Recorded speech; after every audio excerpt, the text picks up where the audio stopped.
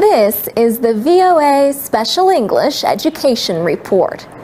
More than 600 delegates recently met in Burkina Faso to discuss education in Africa. The aim is to find ways to support economic growth by improving education and job training programs.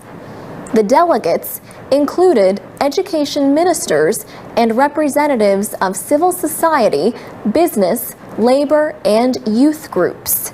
The meeting, held every 3 years, is known as the Triennial. Alan Beal Kataria is Executive Secretary of the Association for the Development of Education in Africa. His group organized the week-long conference. He says there is a missing link between education and employment in Africa.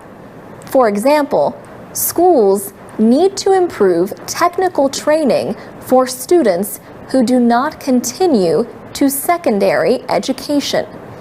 Mr. Beal Kataria says educational programs need to be reshaped to better fit the needs of employers.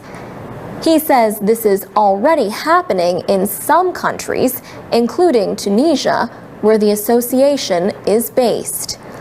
For instance, where they have to train engineers, there is a lot of discussion between the schools and the companies in order to know the demands of the company, to take them into account in the curriculum and even in the management of the schools.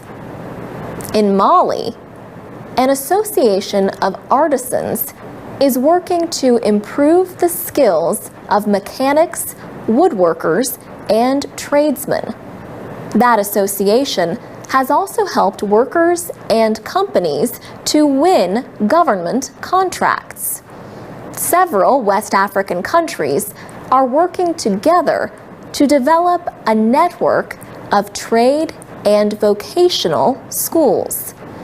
The idea is based in part on a successful example developed by Nigeria.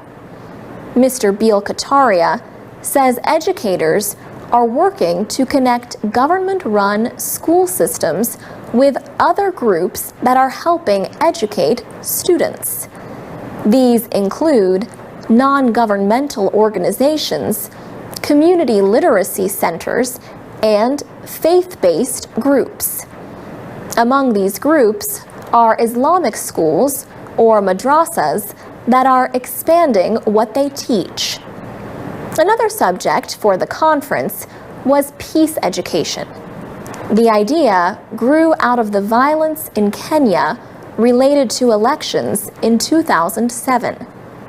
The idea of peace education has since spread to countries including Rwanda, Somalia, Ivory Coast, Sierra Leone, and Liberia.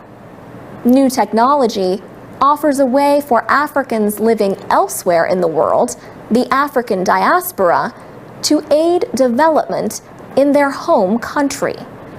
For example, a professor could use video conferencing to teach a class back home. For VOA Special English, I'm Alex Villarreal.